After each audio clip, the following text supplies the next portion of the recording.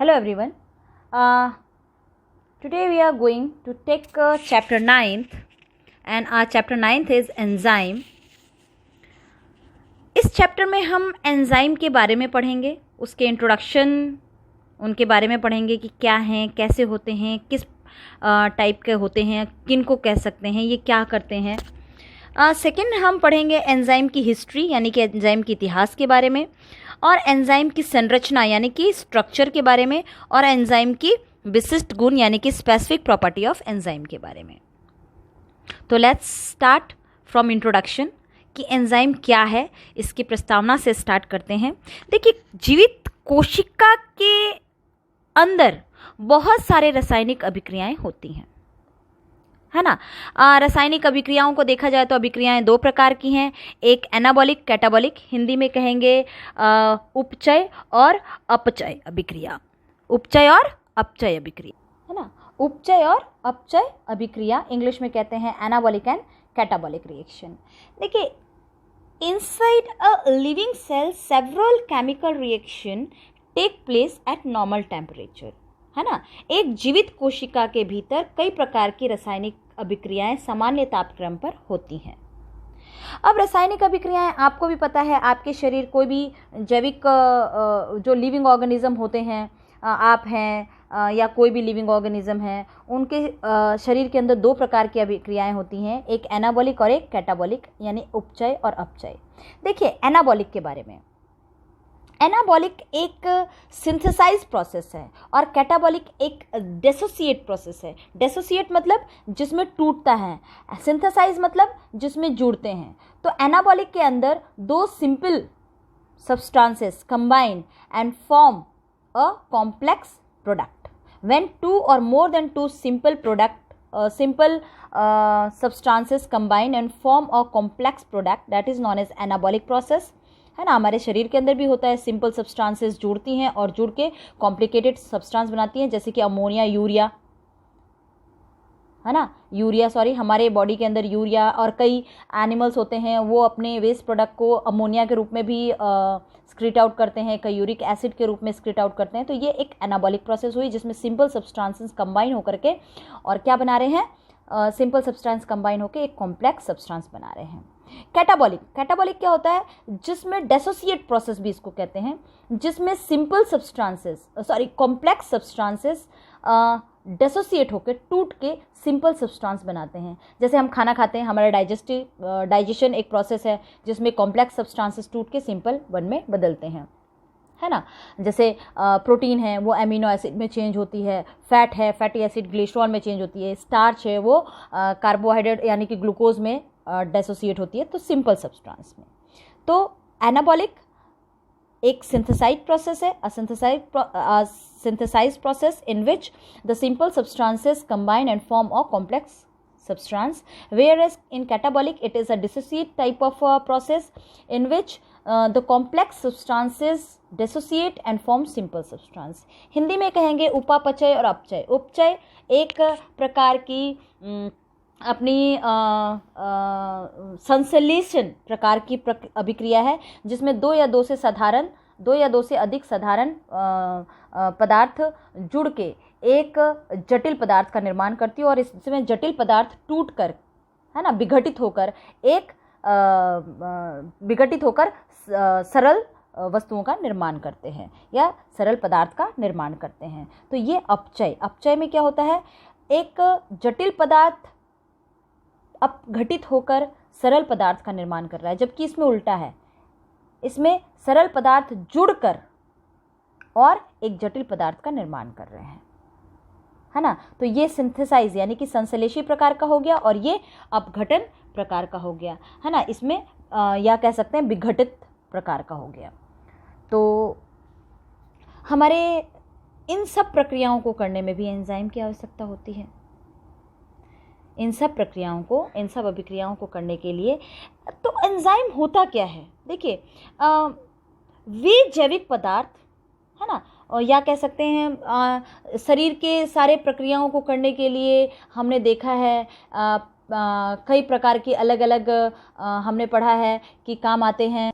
उत्प्रेरक जो क्या करते हैं, जैसे कि हमारा स्टार्च है, हमारे सलाइवा के अंदर आपको पता ही है सलाइवा के अंदर एमाइलेज एंजाइम है जो कि स्टार्च को विघटित करते माल्टोज में तोड़ देता है। ये सब क्या है, ये भी एक प्रकार का एंजाइम है। तो एंजाइम ये जैविक प्रकार का एंजाइम है। तो एंजाइम के प्रकार हम बाद में पढ़ेंगे। तो एंजाइम क्या है, एंजाइम क्या है, रासायनिक अभिक्रियाओं के दर को, है ना, एंजाइम रासायनिक अभिक्रियाओं के दर को अभिकारकों की संक्रमण ऊर्जा को कम करके बढ़ा देता है ना, अभिकारकों की सक्रियण ऊर्जा को कम करके क्या कर देता है, बढ़ा देता है। तो ये प्रोटीन के बने हुए पदार्थ है, प्रोटीन के बने हुए वो पदार्थ जो रासायनिक अभिक्रियाओं की दर को क्या कर सकते हैं, बढ़ा सकते हैं या घटा सकते हैं।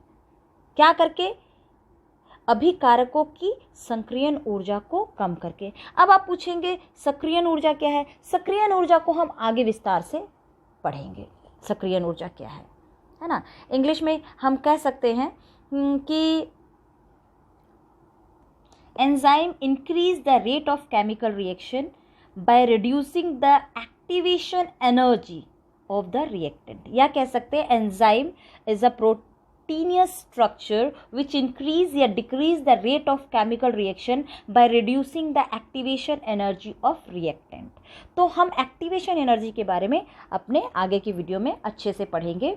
ओके, तो क्या है एंजाइम, ऑर्गेनिक सब्सटेंसेस, सच ऑर्गेनिक सब्सटेंसेस जो नेचर में कैसे हैं, हैविंग प्रोटीनियस, जो नेचर में क्या है, प्रोटीन के बने हुए हैं, which act as a biocatalyst in living cell are called enzyme, are called enzyme. या कह सकते हैं प्रोटीन प्रकृति के ऐसे कार्बनिक पदार्थ जो जीवित कोशिकाओं में जैव उत्प्रेरक का कार्य करते हैं, या कह सकते हैं यहाँ प्रोटीन के बने हुए संरचना, प्रोटीन के बने हुए वे संरचना या प्रोटीन के बने हुए वे पदार्थ जो जीवित कोशिकाओं में जैव उत्प्रेरक का कार्य करते हैं। तो structure of proteinaceous structure which act as a biocatalyst in living cell, ये भी आप कह सकते हैं। तो एंजाइम किसके बने हुए, हमने जस्ट पढ़ा प्रोटीन के। तो आगे हम पढ़ेंगे और इनके स्ट्रक्चर में कि ये प्रोटीन के साथ क्या किसी और चीज़ से जुड़े होते हैं या नहीं, आगे हम इसकी स्ट्रक्चर में पढ़ेंगे। नेक्स्ट है हमारे इसकी हिस्ट्री के बारे में जानते हैं हम कि एंजाइम नाम किसने दिया, कैसे शुरू हुआ इस एंजाइम के बारे में। क्या एंजाइम का नाम जो है वो सर्वप्रथम या सबसे फर्स्ट किन सेल्स में खोजी गई, कैसे नाम पड़ा, ये है। तो हम आगे पढ़ते हैं एंजाइम का इतिहास। तो now we are going on the history of enzyme. Enzyme के इतिहास के बारे में जानते हैं। देखिए अपने पास विली कुहने, इन्होंने 1878 में सबसे पहले ईस्ट सेल के फर्मेंटेशन यानी ईस्ट सेल के किण्वन में एंजाइम शब्द का प्रयोग किया। ओके, तो Willy Kuhne for the first time used the term enzyme for the fermentation of yeast solution, यानी कि विली कुहने ने सबसे पहले एंजाइम शब्द का प्रयोग ईस्ट के किण्वन में किया। नेक्स्ट है आपके पास एडवर्ड बुनकर। इन्होंने एडवर्ड बुनकर ने क्या किया, सबसे पहले ईस्ट की कोशिकाओं में जाइमेज नामक एंजाइम की खोज की, है ना। ईस्ट की कोशिकाओं में जाइमेज नाम के एंजाइम की खोज की, है ना। तो एडवर्ड बुनकर ने क्या किया, discovered the enzyme in yeast cell, या कह सकते हैं discovered the zymase enzyme in yeast cell. Zymase enzyme की खोज की सबसे पहले किसमें, ईस्ट सेल्स में। नेक्स्ट है हमारे पास जेबी सुमेनर। जेबी सुमेनर ने सबसे पहले यूरिएज एंजाइम का विशुद्ध क्रिस्टलीकरण के रूप में प्राप्त किया, यूरिएज एंजाइम को प्राप्त किया। किसको, यूरिएज एंजाइम को, याद रखिएगा पूछा जाता है। तो यूरिएज एंजाइम को किसने किया, जेबी सुमेनर। इंग्लिश में कह सकते हैं first time to crystallize the pure form of urease enzyme. Urease enzyme का सबसे फर्स्ट क्रिस्टलाइन प्योर फॉर्म इन्होंने प्राप्त किया। ओके, नेक्स्ट है अपने पास ब्राजीलियस। ब्राजीलियस ने एंजाइम की जैव उत्प्रेरक के रूप में सबसे पहले पहचान की, यानी कि he identify the biocatalyst enzyme first time। तो Berzelius identify the first time biocatalyst. Next है हमारे पास सुमनर एंड नार्थ्रोप। सुमनर और नार्थ्रोप ने 1930 में ये बताया कि एंजाइम जो हैं, ऑल एंजाइम्स आर प्रोटीनियस, सारे एंजाइम्स किसके, प्रोटीनियस फॉर्म है। दे एस्टैब्लिश, है ना, with evidence that chemically enzymes are protein. तो इन्होंने क्या बताया, एंजाइम रासायनिक दृष्टि से क्या होते हैं, प्रोटीन के। बट सुमिनर, नार्थ्रोप और स्टैनली, इनको नोबेल प्राइज मिला 1947 में। 1947 में they got the Nobel prize. अब इनका काम याद रखिएगा, why they got the Nobel prize. इनको नोबेल पुरस्कार से सम्मानित किया गया 1947 में प्रोटीन संबंधी कार्य के लिए, है ना, प्रोटीन संबंधी कार्य के लिए। They awarded Nobel prize in 1947 for proteinous related work. Next है हमारे पास इसी से रिलेटेड एक और साइंटिस्ट जिन्होंने ये बताया कि एंजाइम नॉन प्रोटीनियस टाइप के भी होते हैं। वो डिस्कवर्ड किया था अपने ऑल्टमैन और सेक ने ये बताया, सर्वप्रथम खोजा कि राइबोजाइम एक एंजाइम का नाम दिया गया। इन्होंने ये बताया कि अप्रोटीनी एंजाइम भी होते हैं।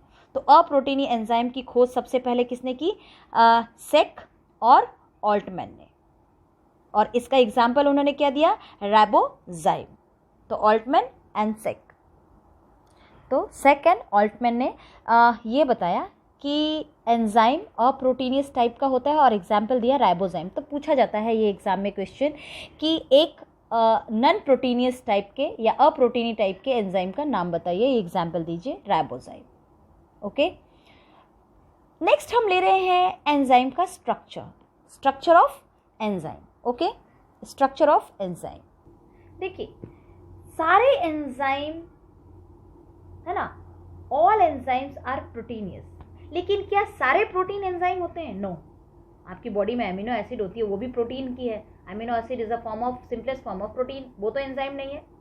तो याद रखिएगा, all enzymes are protein but all proteins are not enzyme. यानी कि सभी एंजाइम प्रोटीन के होते हैं परंतु सभी प्रोटीन एंजाइम नहीं होते हैं।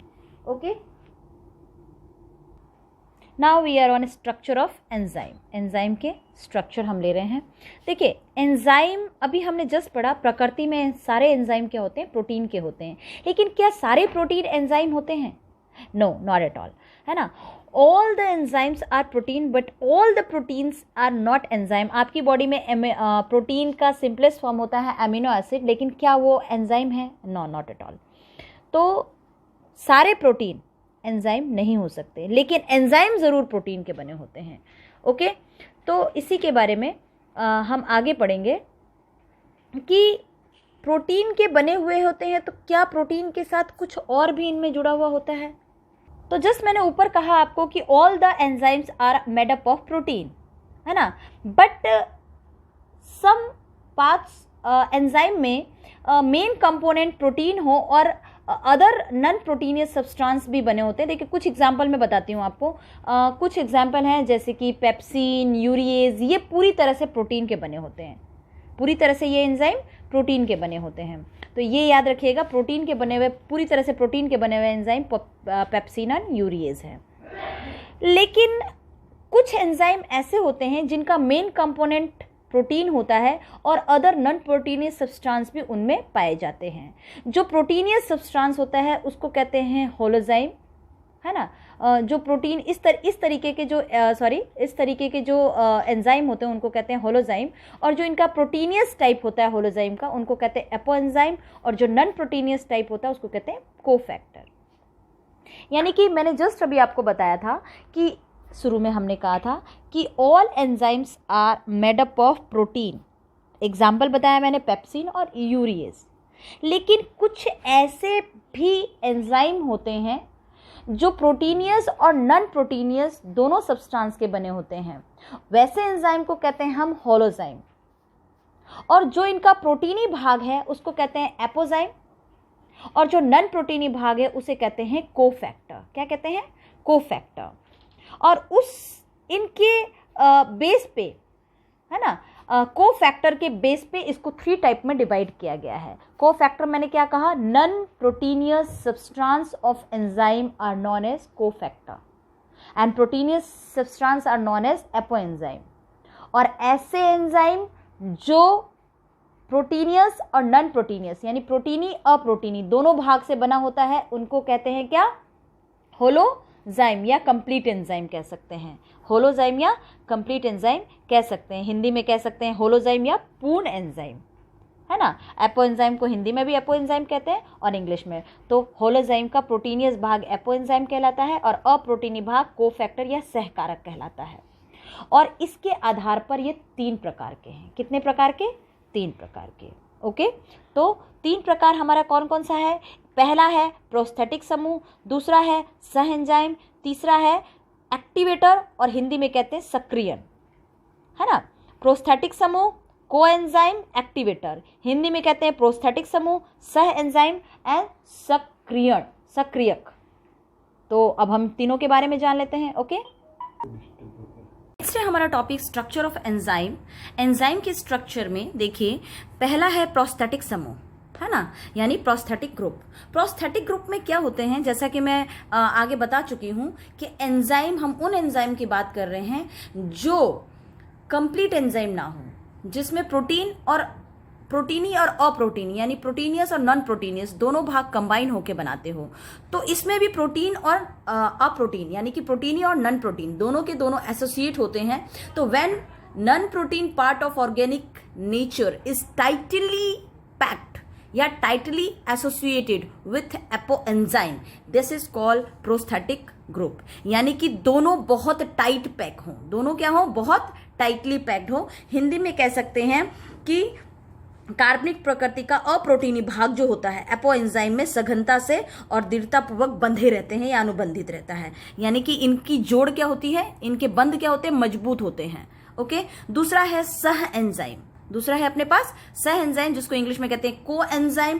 इस को एंजाइम में नॉन प्रोटीनी पार्ट इज लूजली एसोसिएट यानी ढीली बंधी होती है। इसमें बंध मजबूत प्रकृति का है, इसमें ढीली प्रकृति का। इसमें सघनता से बंधे होंगे और इसमें आसानी से पृथक हो जाए, आसानी से अलग हो जाते हैं, तो ढीले प्रकृति के बंधे हुए होंगे।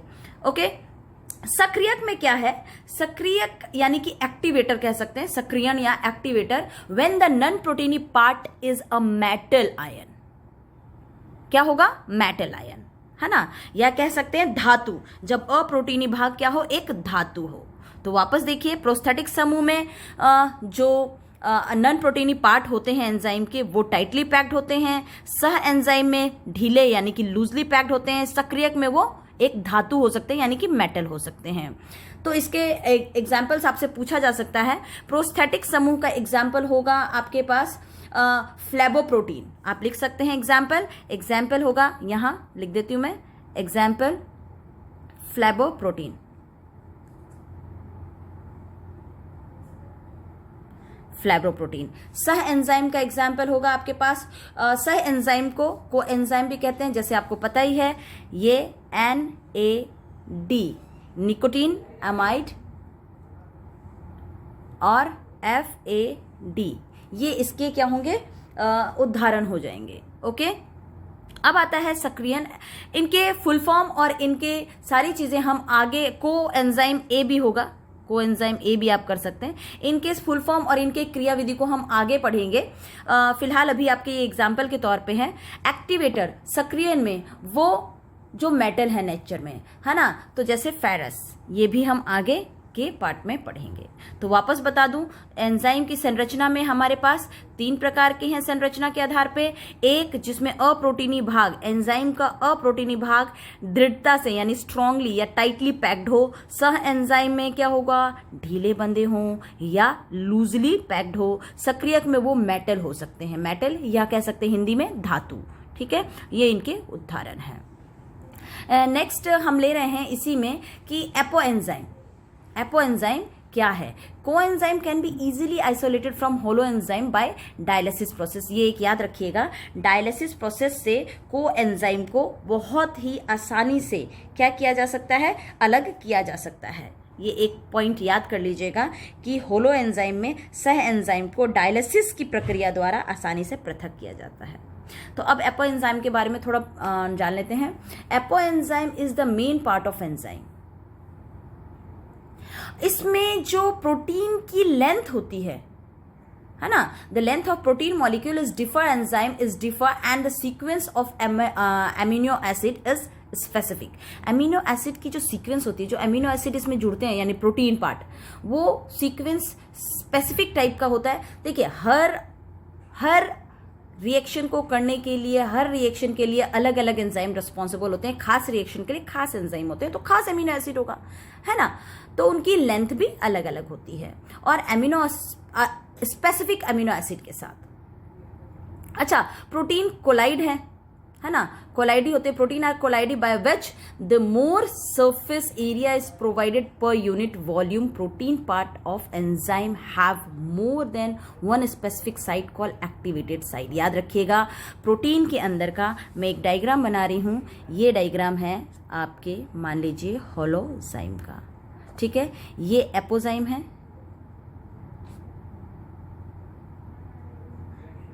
एपो एंजाइम, और यहां पर जो जुड़ते हैं पार्ट, है ना, नॉन प्रोटीनी, इस अब ये प्रोस्थेटिक ग्रुप भी हो सकता है, कोएंजाइम भी हो सकता है, एक्टिवेटर हो जाता है ना।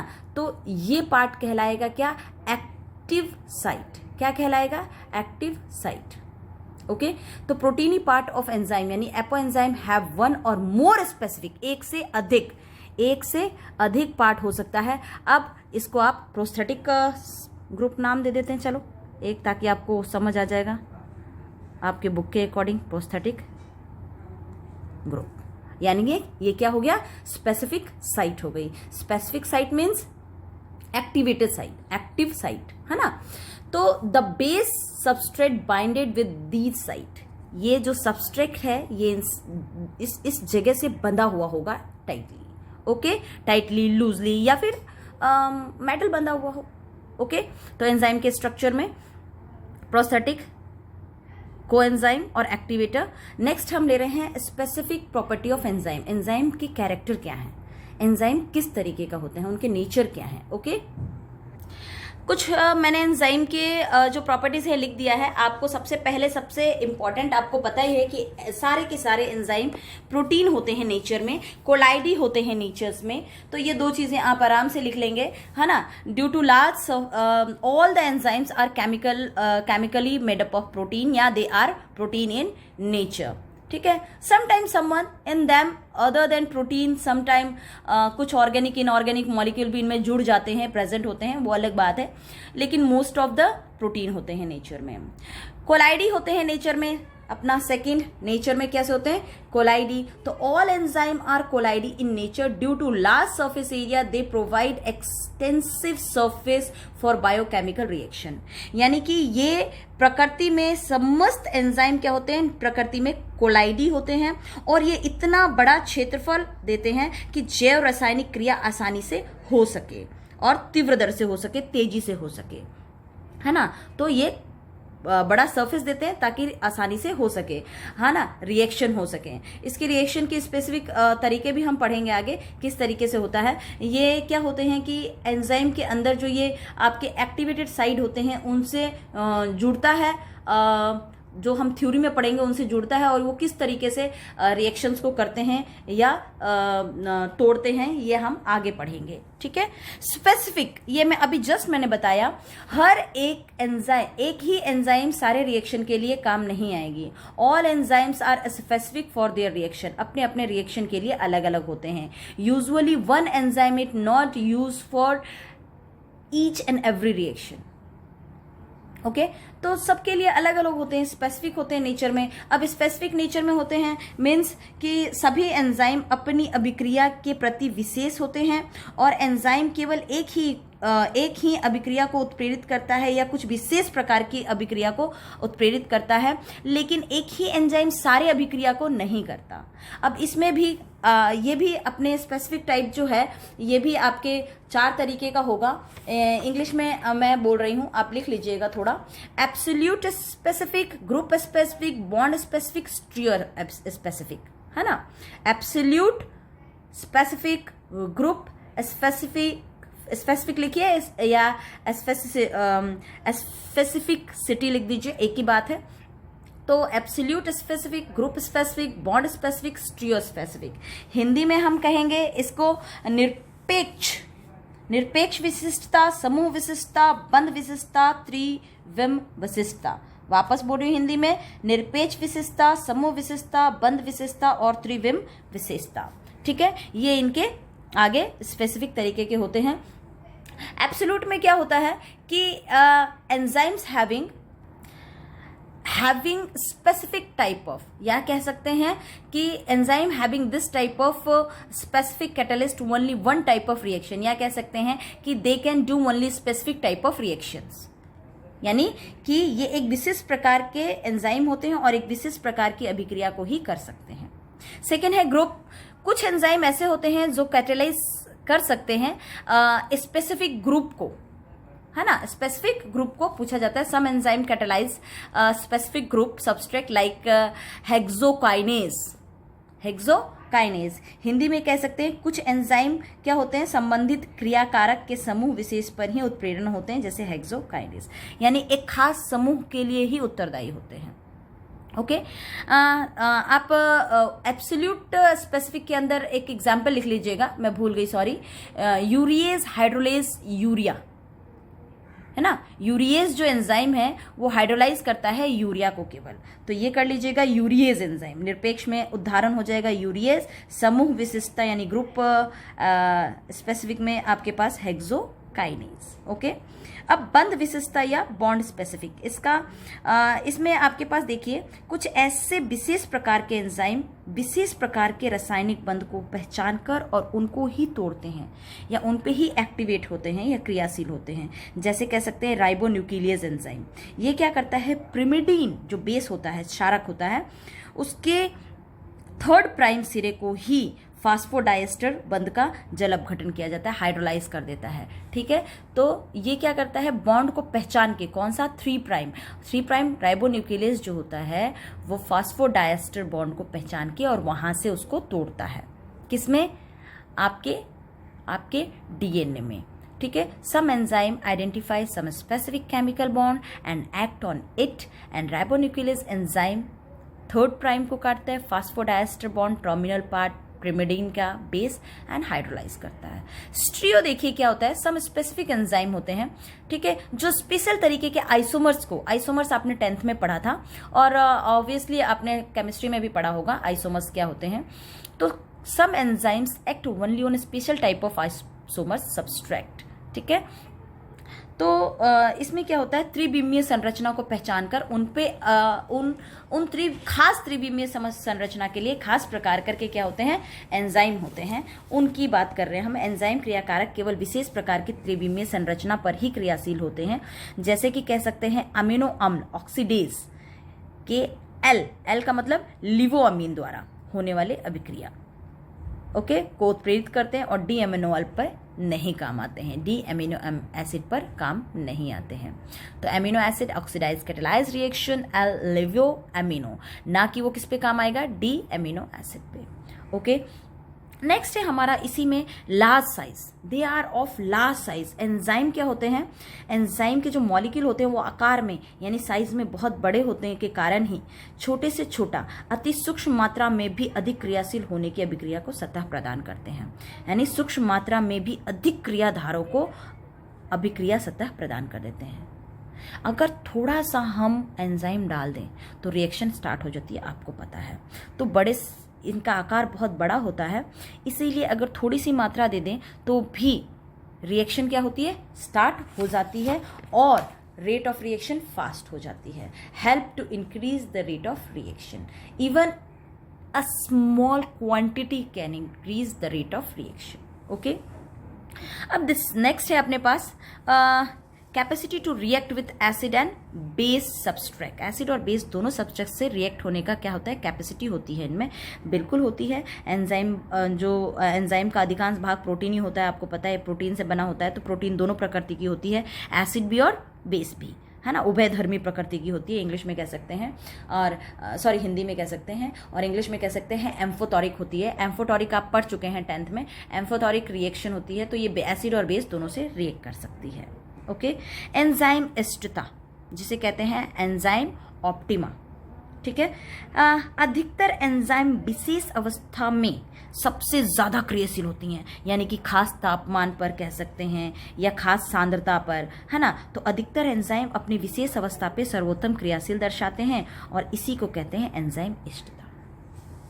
तो most of enzyme show best activity at a specific condition, that is called enzyme Optimus. Okay.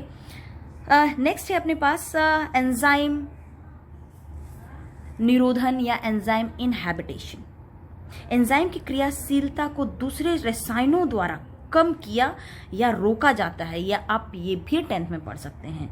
तो रोकना, इन रसायनों को एंजाइम संवेदक या निरोधक कहते हैं, जो क्या करते हैं, जो एंजाइम की ही एक्टिविटी को क्या करते हैं, रोकते हैं। तो एंजाइम की क्रियाशीलता को दूसरे रसायनों द्वारा कम किया जाना, या कह सकते हैं आप कि enzyme activity can be reduce या इनहैबिटेड बाय अदर केमिकल्स। दूसरे केमिकल्स एंजाइम की एक्टिविटी अगर फास्ट हो रही है तो हम उसे स्लो कर सकते हैं, स्लो हो रही है तो हम उसे फास्ट कर सकते हैं, है ना। हम लेकिन यहाँ रोकने की बात कर रहे हैं, इसलिए इनहैबिटेट करेंगे। ओके। तो ये कुछ थे आपके पास एंजाइम की स्पेसिफिक प्रॉपर्टी। एंजाइम के स्पेसिफिक प्रॉपर्टी के अंदर हमने पढ़ा प्रोटीनी नेचर, कोलाइडी नेचर। प्रोटीनी, they are proteiny in nature, colloidal in nature, specific, large surface area, they have large surface area। ये एसिड बेस दोनों से रिएक्ट कर सकते हैं, हाँ ना। ये विशेष अवस्था में या विशेष तरीके की स्पेसिफिक कंडीशन में ज़्यादा एक्टिव होते हैं। और एंजाइम इनहैबिटेट, यानी कि कुछ केमिकल्स मिलाने पे ये अपने इनके जो काम होते हैं, इनकी जो एक्टिविटी होती है उसको रिड्यूस या इनहैबिटेट किया जा सकता है। ओके। तो आज के लिए इतना ही। आज हमने पढ़ा एंजाइम, एंजाइम का introduction, history of enzyme, structure of enzyme और स्पेसिफिक प्रॉपर्टी ऑफ एंजाइम। आगे के टॉपिक को हम नेक्स्ट वीडियो में लेंगे। आज के लिए इतना ही। Thank you.